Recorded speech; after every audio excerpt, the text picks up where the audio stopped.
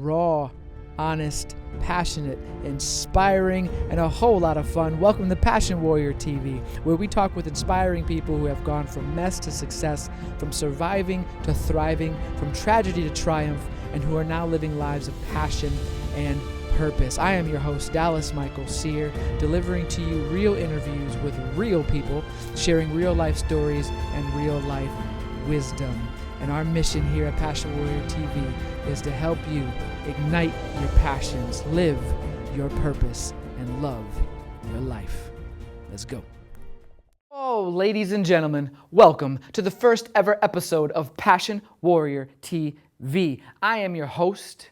I am the creator, Dallas Michael Sear. I am the creator. That sounds interesting. You are the creator too. We're all creating something.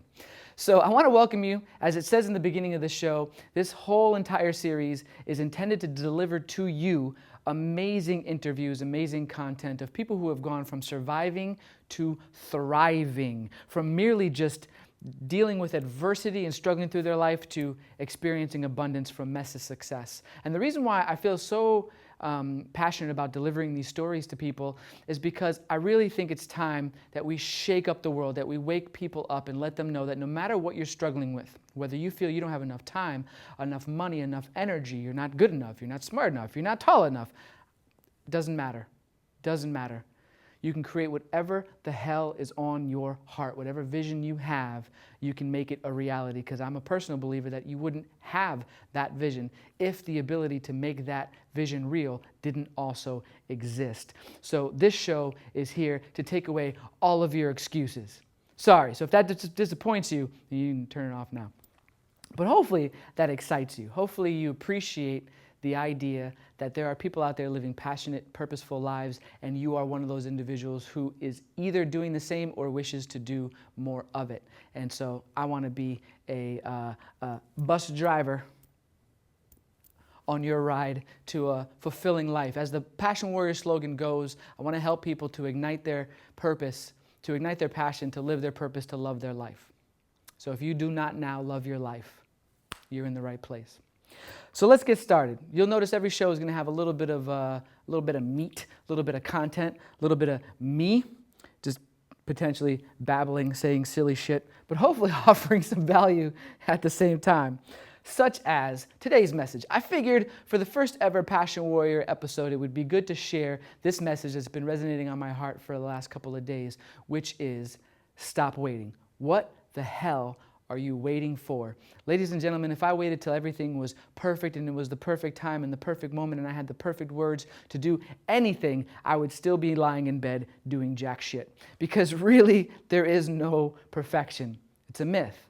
Perfection is merely a perception. It's an ideal that you create in your mind of what you believe something is supposed to look like. But if that's only creating paralysis for you, and it's keeping you from putting your gifts, your passion, your purpose, your services, your products, your love into the world, then I'm here to argue the point that it's not serving you, and in fact, you're being selfish. So I want to encourage you that whatever has been on your heart, to start a book, to quit your job and find a new one, to start a family, to marry some woman that you've just been stringing along. Guys, stop stringing the ladies along, man. Shit or get off the pot. Commit, men. You know what I'm saying? So whatever it is that you've been, yes, peanut gallery in the background. Can I get an amen? Amen. So really what I'm saying is whatever that you've been putting off, life is too short, man. This someday will never be added to the calendar. Period, the end.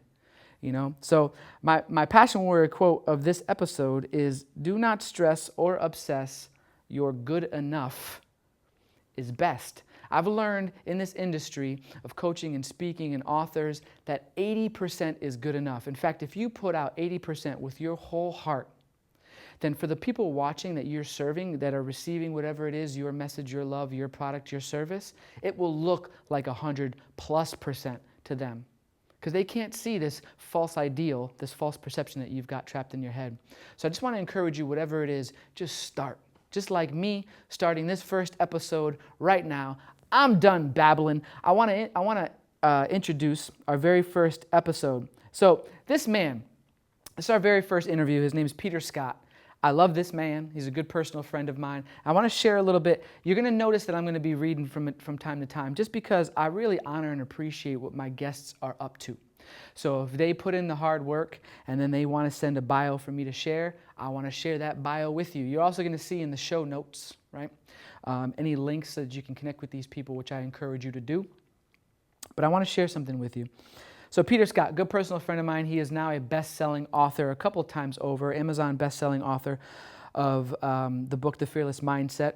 And Peter Scott is the founder of Fearless Life Academy, #1 best-selling author of The Fearless Mindset. He's one of the top mindset and fitness mentors of high-achieving entrepreneurs in the world. And Peter's life was consumed at one point at a very young age by fear, having to tell his mom at 10 years old, imagine this, at 10 years old, he had to tell his mom in a court of law, no doubt, that she was unsuitable to raise him because of her alcoholism.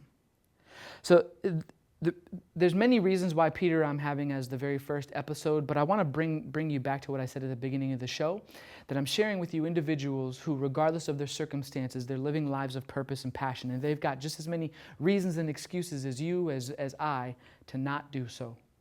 And these are examples of individuals who are acting on courage through all of that and still succeeding.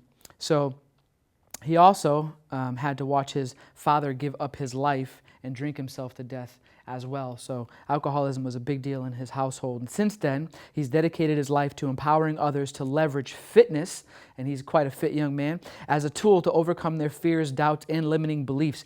Peter's journey to success has been anything but straight. And I got to tell you, the journey never is straight. It's uphill, it's downhill, there's corners you can't see around. It's just a fact of life. We've got this myth that it's supposed to be some straight arrow from A to B with everything being easy, and that's just not the case. So since then, he's dedicated his life. Now, Peter's journey to success has been anything but straight. Starting his career as an investment banker at a prestigious firm in Chicago, Peter soon realized that he was miserable, and him and I share this in common, actually.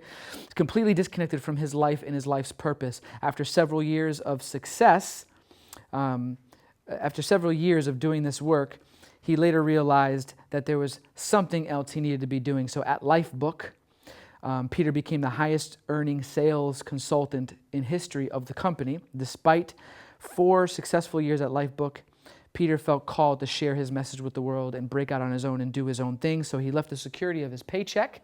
Peace out. I've done the same. Maybe you've done the same, in order to launch his coaching business. And so now he mentors high-achieving entrepreneurs to get fit in less time and double their income and become unstoppable. So we'll make sure to share with you the links of how you can get in touch with Peter in the show notes, but you're in for a very special treat. So check out this amazing interview with me and Peter Scott from The Fearless Mindset. He actually shares some things that he hasn't shared in any other interview, so check it out. And I've been kind of following you online for a little while now, yep. And just appreciating not only the work that you do, but the way that you do it. And that's a big part of what we're about in this community, is not only, the things you're out there doing and who you're associating with, but just how you show up, how clear, how vulnerable, how authentic.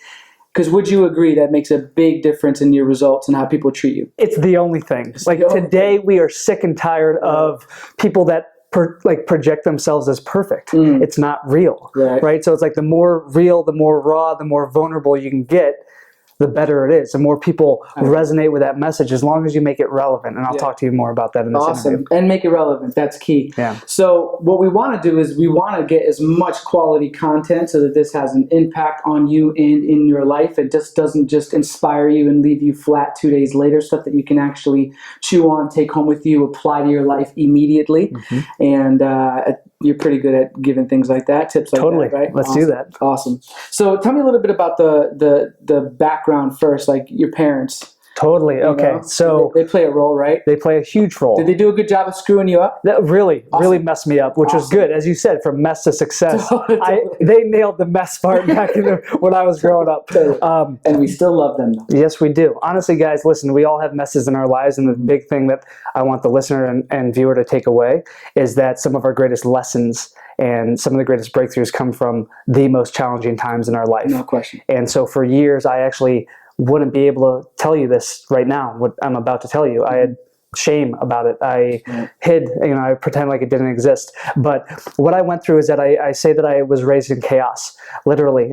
Both my father and my mom were alcoholics, both drug addicts, and challenged with that throughout my entire upbringing. And I remember, Dallas, I was 10 years old, and I was sitting in a courtroom with my mom, with my grandparents, and with an attorney across from me. And I had to literally tell my mom to her face that she was no longer suitable to raise me because of her alcoholism. Like, I didn't feel safe with her anymore. Right. And if she wanted to be a part of my sister or my life anymore, she had to give up the bottle for us. How old were you? 10 years old. 10 years And old. I mean, at 10 years old, I had no idea what sort of impact that would have on my life. Of course. You know what I mean? Of course. But, I've marveled so many times at the similarities in our stories. Yeah. When I was 11, my parents actually asked me, who do you want to live with? Because my dad was moving to California. Yeah. Both of them alcoholics and drug addicts, but were able to kind of manage to a degree. Yeah. There was a time when my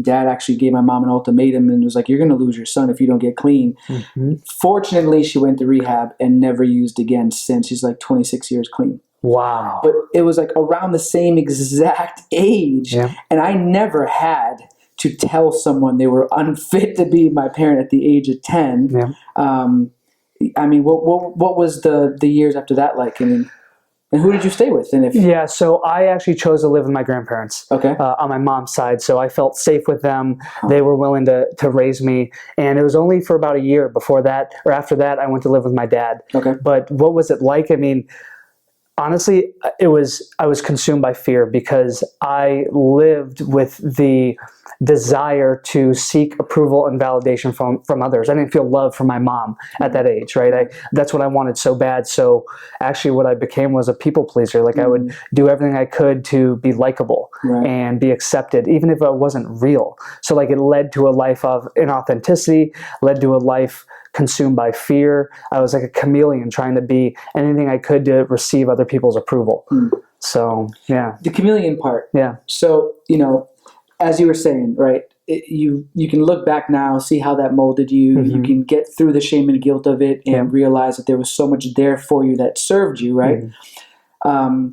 In the chameleon part, like having to adapt like that, can you see how you benefited from that, or you use that now in your work at all? Absolutely, yes, because I'm able to relate and build rapport instantly. Like, when I was a kid, I remember going from school to school not knowing a single person, right? And so like that strength allowed me to make friends very quickly. Adapt fast. Yeah, exactly. So I never felt like I wasn't home. Like every place that I lived was home. Even if I was there for 6 months and that was it, it was like my home. I would build friendships immediately, and then if I had to move, I still had that skill set. So there's a light and there's a dark side to it. And the dark side to it was when I started my career in investment banking, I pursued this career because I wanted to be accepted by my grandparents and by other family. And so I got into this career and I was miserable. I was like devastated. I hated it.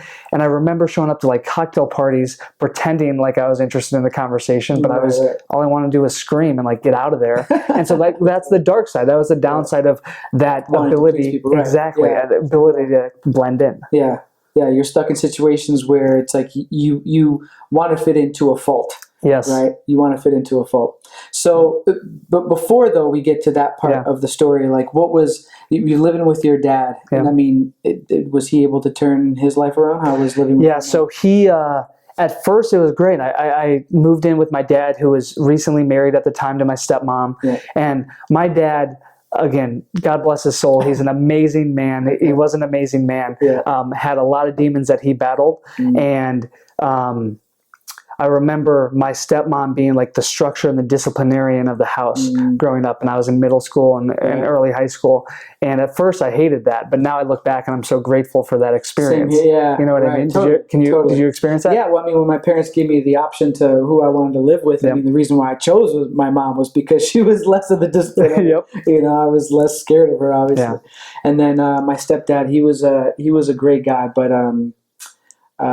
yeah, it was, it was me wanting to try and get away with a lot of stuff most of the time. Oh, totally, yeah. And I was pushing those limits. I was rebelling like crazy during those years. And the real challenging time actually happened during high school. Yeah. My dad and my stepmom were arguing, they were fighting, they weren't on the same page. And so I noticed that turmoil was going on in the house. And then an incident happened. My dad was working with his best friend on a construction site. And I remember I was working on a golf course at this time because I got this phone call, but apparently he was on this construction site working underneath a loaded dump truck bed, like a lifted bed that was loaded with boulders, which you should never do. And something happened where he triggered the level, something happened, and the bed collapsed instantly and almost killed my father. He survived, but his best friend was killed and was crushed underneath the truck. And I remember like seeing my dad, like he was literally centimeters from being killed. Like his head was kind of like pushed out from that bed. And from that moment on, my dad just gave up on life, like literally had guilt, had, all this stuff about losing his best friend. And I never really talked to him about it. But over the years, he literally gave up on life and drank himself to death because of that experience. And it was like a 10-year down spiral. Yeah, exactly. But so before you lost me, you weren't able to actually really speak to him about that incident or tell him? No, I never really connected with him on that. And that's one thing that I wish I had. Sure. I knew that it impacted him greatly, but we, like a lot of fathers and sons, didn't always see eye to eye, and we didn't always, we loved each other, but we never communicated as openly as we could have. Well, it's tough. It's tough for us guys, right? To be communicating on an emotional level, to open up. It's like, there's a mixture between not wanting to make the other person feel uncomfortable, not knowing if they want to talk about it, and almost sometimes, I know for me, there's been times when I'm kind of like scared of what the answer is going to be. Part of me wants to know, and part of me is like, I kind of don't even want to go there. Yeah. So, did you from that point on, you were living with your dad the whole time, right? I was. What was his passing like? It was. It happened when I was in my mid-20s. So I was 25 years old. He was 60. This incident happened in high school, but after that I went off to college, and I just noticed things were getting worse. He was getting more and more isolated over the years. And I had there were a few brushes with death actually, like about 4 times I would get a call from his girlfriend at the time saying, Peter, you've got to fly home. Your dad's just been rushed to the hospital. And this was a recurring thing. Right. And then I got that one call. He was diagnosed with liver cancer. So it was literally the drinking. Literally the drinking. Right. Yeah. So that's what did it. And I remember flying home and seeing my dad emaciated in hospice. And this is a man that at one point was like my childhood hero. Right. And I remember sitting down next to him and asking him why. Why did you do this? Why did you do this to yourself? Why did you do this to me? And he said, because I'm afraid. Wow. Yeah. Wow. Because I'm afraid. And it was one of the last words that he's ever said to me. Right. We never got to elaborate on that. So, but it definitely explains a lot in terms of, the way that you push yourself and really what the core of your message is, and even the name of your company, right? Yeah. And I mean, I've never shared this actually with anyone, especially on camera. So this is crazy to be able to speak this open about it. But that's what set me on my journey. People ask about those pivotal moments. Sure. I was in investment banking at the time. I was miserable, but that recognition of fear, knowing that that's what consumed my mother too. That's what led her to drink, is that fear of not being enough for their parents. The fear of taking on responsibility, and then fear shaped my life. So all of that just turned into this moment of me being fuck this. I'm no longer going to let myself, a loved one, or anyone be controlled by fear anymore. And I didn't know how to do that. I didn't know how to coach or how to share a message or any of that. I just knew that I was going to start a journey of understanding fear and what it means and how to overcome it. Yeah. Yeah. Deep breath, brother. Yeah. I appreciate you sharing that. That's powerful. Yeah. I heard something not too long ago that we're here to complete the journey of our parents. It doesn't necessarily mean that, if your dad was in a particular industry or their work, but almost, as you're saying, breaking through and shining light into what their biggest obstacle and fear was to continue on the process. Totally. Ends up being like your greatest success. And that drives me. Like when I think about, there are days when I don't want to be focused on building and creating and driving and producing. Sure. There are days when I don't. Yeah. And just want to stay in bed. Yeah, exactly. We all face that. And when I get really connected to why I'm doing what I'm doing, a lot of it has to do with kind of carrying that torch of that unfinished business in a way of like what my father wasn't able to overcome and face, and what my mom struggles with. Yeah. Those things absolutely drive me. Yeah.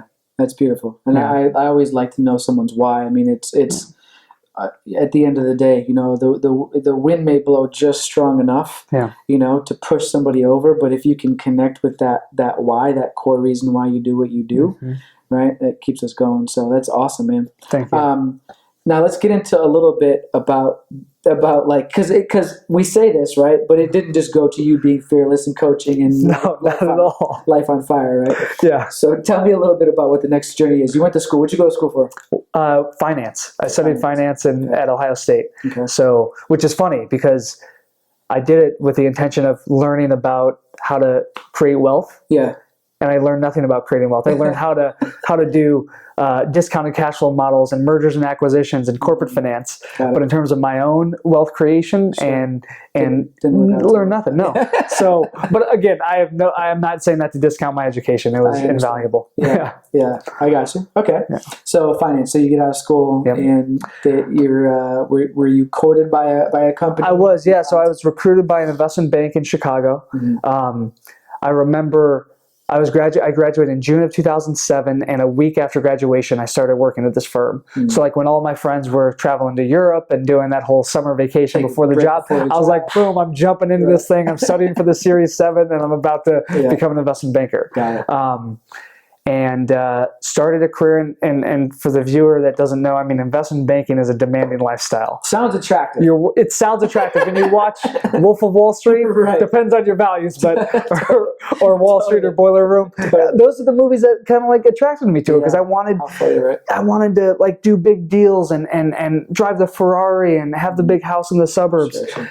And I had this, what I call misguided view of success. Like I thought that's what success was. That's what my family taught me. That's what the movies taught me, the media and society. Yeah. This is the biggest danger of not having your own definition of success and really owning it and being okay with whatever that is, whether it's a friggin' hut in Fiji or whether it is the Lamborghini. If you can own that and really be okay with that, that just will get you on track in your alignment so much quicker and easier. I couldn't agree more. Yeah. And that's the thing, is it wasn't my definition of success. It was somebody else's. Right. And I worked, and I'll share more about that story in that career. But it led to a lot of frustration and challenging times. Yeah. So okay. So before you do, up until this point, right? You've got this crazy childhood, having to decide who you live with at the age of 10. A parent who passes away. You see a lot of destruction in terms of alcohol and addiction.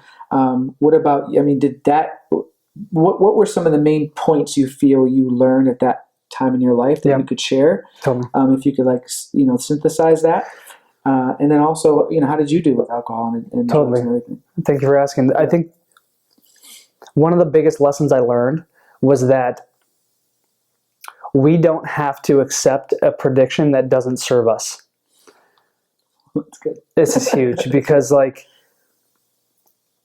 imagine both of my parents, and you can relate a bit, or you experience this, both parents battling with alcoholism. From the moment I could remember, my grandparents and everyone around me is like, be careful, Peter, you're destined to become an alcoholic like your mom or like your dad. Like that's all I heard, like a broken record over and over. So I was raised with so much fear of making a bad decision because my destiny was already written for me. Like it wasn't even a choice of mine. It was in my genes. Right. And so at a very early age, I rebelled against that prediction. I was like, fuck this. I am not going to live a life that I had to experience. Like when I have kids someday, if I have kids someday, I'm never going to have them go through what I went through as a child. Yeah, exactly. Yeah. And so like, rather than moving to alcohol and drugs to like mask my pain, what I did is I actually like found other outlets to like become really committed to that in a way I guess became an addiction, but a healthy one, like fitness. Right. Like I remember being, in high school or in 8th grade, like wearing a wife beater, probably not the right term to use, but wearing a tank top, listening to like Tupac and lifting weights in my basement because I had a lot of anger and I had a lot of like negative emotions, but I channeled it into something that I found power from. Sure. Yeah. So you still kind of recognize that a potentially addictive behavior in you, but chose to displace it somewhere else. Yeah, totally. Yeah. Very much so. And again, like just that lesson of like, you have a choice in anything that you do in life. And so we get predictions all the time from our parents and from family and from our boss and from society. Sure. And it's like, why not question that? Why accept a prediction that doesn't serve you and choose to create your own life, your own destiny, and then you can shape your own predictions. So that's a great one to take away. That's badass. That's really badass. All right, so then take me into this. So now you get out of college, you're going to be driving a Lamborghini, right? 5-6 bedroom house in the hills, right? Okay. How did it actually play out? Played out well. I was working about 100 hours a week, and I was chained to. I love how you're saying this with a smile on your face. Oh yeah, because like you can. Why not? I would have loved. The only thing about these interviews is I so want to like invent time travel and go back and interview that bastard. Oh yeah, the last thing was happening. I was not smiling when I was 22 years old. Let me tell you that. I was miserable. So we're talking about hell yes or hell no. Hell yes or hell no. So the principle around hell yes or hell no. Hell yes or hell no. Nothing in between. So Warren Buffett said the difference between successful people and highly successful people is that highly successful people say no to almost everything. Wow. And it's a really, really important thing that I'm working on. As a recovering people pleaser, it's easy for me to say yes to everything because I want to please people, right? So like, to say an unapologetic no, like if there's an invitation to something, thank you, but no. Without having to explain, without having to feel bad, without having to own another person's emotions is like one of the greatest freedoms in life. Right. So, that's awesome. Yeah. That's awesome. I love that. I agree. And I'm trying to get better at it as well. Yeah, totally. Everything that we talk about, we're working on ourselves. Yeah, always, right? Yeah. And here's the thing I'll preface as well is like when I first started learning the concept of saying no, fortunately, I was surrounded by shit I wanted to say no to that I just wasn't saying no to. Yes. So it was easy. But now it's like when you become a magnet for all the things that are good and people that are amazing, you got to say things. You got to say no to things you actually kind of want to say yes to, but it's not the hell yes. Totally. Right. Totally. And then a whole different fear comes into place called FOMO, the fear of missing out. Yeah, right. Totally. Like being in this community with the amazing things going on.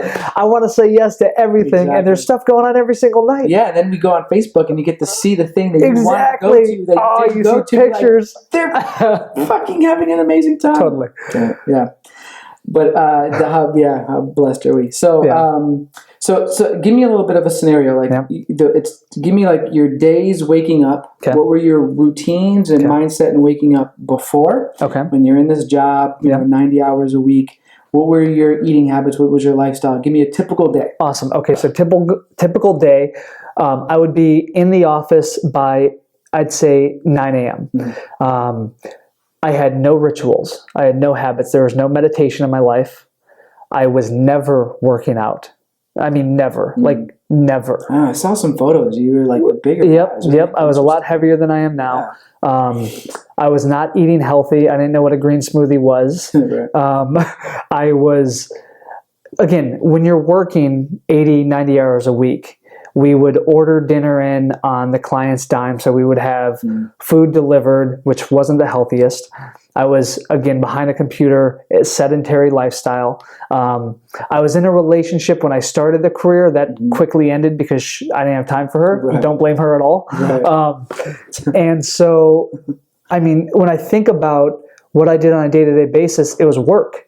I mean, there were days when I would literally sleep at work, like there was a cot right next to my cubicle, where if I was in the office till 3 in the morning and I knew I had to be back at 6 a.m., I was just going to take a couple hour nap. And at that time, it's like our perspective at that time is that you're paying dues. Yep. Right? Yep. Right? You're doing what you need to do to get to wherever you think that is, that ideal scenario. Totally.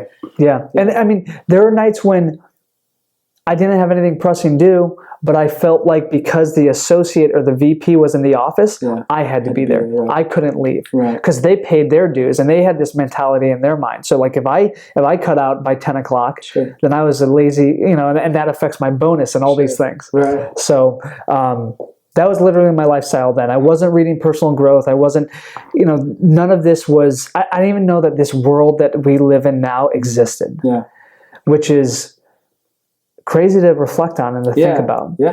And so because of that, I mean, I was depressed, I was sad, I was lonely, all those things. What my day looks like now, is that what you want me to talk about? Okay. Yeah. So my day now is much more purpose-driven. Like I start every single day with intention. I have a ritual that I call the Fearless Four, and it's habits in 4 different areas of my life that put me in a place of power. Okay. So number 1, fitness is non-negotiable in my life. I make a commitment to sweat every single day. And doesn't mean I have to do an hour-long CrossFit workout, but if it's 15 minutes, if it's 20 minutes, whatever it is, I've got to be in motion every single day. And that just creates confidence, creates energy and clarity of thought and focus and all these things. Sure. But when I wake up, what I'll do is I will have a green smoothie immediately when I wake up. And I will read something that inspires me. Okay. So I read for 10 minutes every morning. Okay. And the reason is because I tried reading at night and I would just fall asleep. Yeah. So or I wouldn't read at night. This is reading. Yeah, exactly. So I'm like, cool, why not start my day reading? Yeah, totally. Yeah. So I was like, okay, let's front end my day with something that inspires me to put me in a positive frame of mind. Yeah. So I would do that. And then I also meditate. Meditation is a huge, huge ritual of mine. It's something that I struggled with, Dallas, for years. Like I've known the benefits of meditation for a long time, but I don't know if you ever struggled like when you started. I told people I meditated for I think the first 2 years, and what that meant was once a month I might sit for 15 minutes. I totally meditate. I'm impressed you did 15 minutes. Yeah. I had trouble sitting for literally like 3 to 5 minutes. Totally. Okay. And I would get so frustrated, and it was because I was attached to an outcome. Like I wanted to be enlightened or levitate or something. You're supposed to levitate. Yeah. Your mind is supposed to go completely blank right when you sit down. Yeah, instantly. Blank. And none of that was happening. No, damn it. I'm doing it wrong. Yeah. So I'm doing it wrong. That's what. So that's over time. Again, the way I built it into a practice was baby steps, with small commitments. Okay. So literally sitting for 5 minutes and doing it in a place of non-judgment. Is that part of your process? Like, do you 5 minutes and then do you a little bit longer? Yes. Like a week later or two. Tell me how you get to that. So I do 20 minutes a day now. Awesome. But that's exactly what I do. Anytime I want to build a habit, if I've never done it before, I take the smallest amount of time that I know I can commit to, because consistency is the most important thing, more important than anything. So I feel like me meditating every day for 5 minutes would be better than meditating one day for an hour, just because I'm building that muscle and that habit and that routine. Right. The key is, and this is a concept I want to share, I learned this from a mentor named John Butcher, called unconscious structured rhythms. So when we start out with creating a habit, it will require some self-discipline. It will require willpower. Sure. But that doesn't last. Like, there's only so much self-discipline. There's only so much you can rely on self-discipline for. You have to get to a point where it's literally just how you live your life. Like, it's an unconscious. It's not conscious. You don't even think about it. It's just an unconscious structured rhythm. It's like brushing our teeth. Like, I don't put in my calendar when I need to brush my teeth or how long. I just do it every day, right? And so I've worked on doing that with meditation, with fitness, and with reading, and with a few other habits. So morning is something healthy in your body. Yep. So healthy in my body, nutrition, right. Move my body, move your body, meditate, read. I also study something related to business. Okay. So as an entrepreneur, I know that there's skill sets that I need to learn, and there's skill sets around marketing, around sales, around systems. And so for 30 minutes every single day, I will either read a book or I'll go through an online training course or whatever it is to just become better at my craft. All right. So what about the people who are maybe working a job, maybe not, maybe they're entrepreneurs, and they just feel like, fuck, how do you carve out that time? I'm so damn busy. I've got so much to do. It's like... Totally. So the question is, what are your priorities? Like, I get it. We all have so much to do. Like, everyone is busy. It's like the entrepreneur that says, I don't have time for fitness. You don't have the free time. You have to create the time. There is no free time in your life. And I know that. So it's like, what can you say no to? Like, one of the things that I did when I started doing this was I created a stop doing list. What are the things that I need to stop doing that aren't serving me? TV was one of them. Right. So I sold my TV. I got rid of it. Social media. You know that I'm on there a lot. I'm on Facebook a lot. I create a lot of content, but I've created self-discipline now to only do it X amount of time, like certain times around the day. And the rest of the time, my phone is on airplane mode. My computer is disconnected from Wi-Fi so that I can focus on the task at hand. So I've had to create time. Yeah.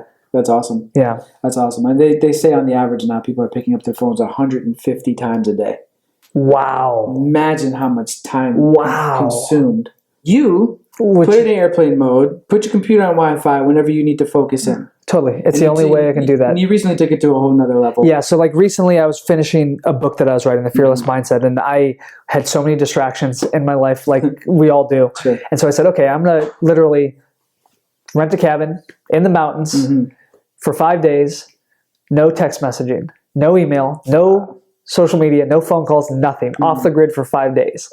And at first it was so uncomfortable because dude, it's ridiculous how much like validation we get from this thing. Right. How much I love getting pinged and liked on Facebook and all those things. And then I realized like how much more present and grounded and focused I became. And so like since coming back, I still am challenged by this, but like just creating the environment for that at home by putting the phone on airplane mode, by shutting off Wi-Fi, by doing whatever you can, because there's only so much, like we're ADD, we live in an ADD society. So it's like, how do you control the environment around you to set you up for success? Awesome. Yeah. That's powerful. So, for me, being a passion warrior is bigger than just what our career is, and what are some of the things that you're passionate about that you make sure need to, obviously fitness is one of them, but other things that you make sure need to be in your life that, I imagine serve everything else. Totally. Right? Yes. That's my perspective. Yeah. So for me, number one would be travel and adventure. I've had some of the biggest breakthroughs in my life through going to far away places. You know what I mean? So like spending time in Southeast Asia, hiking the Inca Trail to see the sunrise above Machu Picchu, like those experiences are non-negotiable in my life. And I used to think that I needed to save up in order to make that happen because it was expensive. I used to view those experiences as expenses. And because of the breakthroughs and just like the process of introspection that I've had, they are investments. They're investments in my happiness, in my quality of life, in my relationships. Like I remember planning a trip to Machu Picchu, emailing 20 people, and surprisingly 8 people said yes. And like I've formed some of the most incredible relationships with those 8 people because we said hell yes to this epic experience. So travel and adventure is huge. Fitness, anytime I can do something outdoors with fitness is amazing. Personal growth is a huge passion of mine. Like I do it for me. Not just for a living. Because I feel like every time I turn around, like you're at a different event. Learning something. It's pretty amazing. I find it inspiring, like your level of commitment to your own growth is awesome. And it allows me and puts me in environments to connect with extraordinary people. People amaze me. And so I think really connecting on a deep level is a huge passion of mine as well. And then the business that I'm building is I'm passionate about. Sure. So awesome. Yeah. Tell us a little bit about your work. Yeah. So I mentor male entrepreneurs, and I help them leverage fitness as a tool to face their fears and to become fearless. Awesome. So, my journey, like I said, I had a choice to go down the path of my parents with alcohol and drugs, and I chose fitness. And through that, I put myself in experiences like skydiving or surfing or, climbing Half Dome in Yosemite to face my fears. And then that just unlocked power and potential and confidence that translated into the way I showed up in relationships, the way I showed up in business, all these areas. Right. So that's what I do. I mentor these entrepreneurs that are limited by their fear of failure, their fear of uncertainty, and I help them commit to daily habits and rituals so they feel more powerful and then take more action. Awesome. I've got a live event coming up in July called the 3-Day Fearless Life Academy, which is amazing. Congrats. And I've got a book coming out soon. So awesome. Yeah. Well, we'll make sure that's available for people, obviously. Thank you. Give me the book again. What's it's called The Fearless Mindset, The Entrepreneur's Guide to Get Fit in Less Time, Double Your Income, and Become Unstoppable. That's a good title. It is good. Yeah. And it's, it's been a journey. Like I started it and I remember thinking I could write it quickly and all sorts of fear of my own came up in writing the book, like in sharing my story. What would happen when my grandmother picks up this book? Yeah, you know what I mean? Her family. Totally. I get that sometimes too. Do you? People, because I want to tell the truth from my perspective, but you got to remember that your perspective may not be your aunt's or your cousin's perspective. It's challenging, and yet you still have to own your story. Totally, really, really totally. Yeah, and I want to share something about that because we can get so consumed by the need for approval from our family. There are times, Dallas, where I actually had to block family members of mine on social media because they weren't supporting me, and they would reach out and discourage me. And they didn't do it because they were mad at me. They did it because they loved me. Like they wanted me to be safe and secure. And so it was a love-based fear. Basically, out of fear, they were discouraging me because they didn't want me to fail. I was like, I can't handle. I don't want this in my life. I love you, and I'll see you at our reunion. I'll see you when we get together, and I'll call you, all the time. Right. But I'm not gonna, receive messages and doubts and stuff like that while I'm going out to create this vision because it's scary enough with just me. Right. You know what I mean? Yeah, I don't need your fear. Exactly. Yeah, that's huge. But so that's the book, and it teaches the mindset. I actually, in writing, I interviewed some of the most extraordinary entrepreneurs on the mindset that made them unstoppable and the habits and rituals that they committed to reach the levels that they have in their personal and professional life. And so you can check that out at thefearlessmindset.com. Cool. Yeah. Fearlessmindset.com. We'll make the link available to you for sure. I gotta thank you, man. Thanks for Dallas. I love you, brother. Dude. Thank you for having me. Good. Yeah, honestly, I just enjoy learning more of your story. Yeah. I love pulling out a lot of these nuggets that you were able to share with people because it makes such a massive difference to show the human side, the reality of what a lot of us go through, and just be real and authentic about it, and continue to kick ass, man. I look forward to just seeing you continue to flourish. Work out with you more because it's a good workout partner, right? Yes. And man, maybe interview again at some point. Well, I love it, brother. And I love the message inside of you and the tribe that you're leading, the Passion Warriors. I don't think you can be a warrior without passion. Yeah. So this is awesome that you're leading this tribe and bringing these extraordinary people together. Yeah. So rock on, dude. Love you, bro. All right, man. Thank you. You can find us at www.passionwarrior.com. or email us at info@passionwarrior.com. You can also follow us on Instagram, passion_warrior, or find us on iTunes and YouTube at Passion Warrior.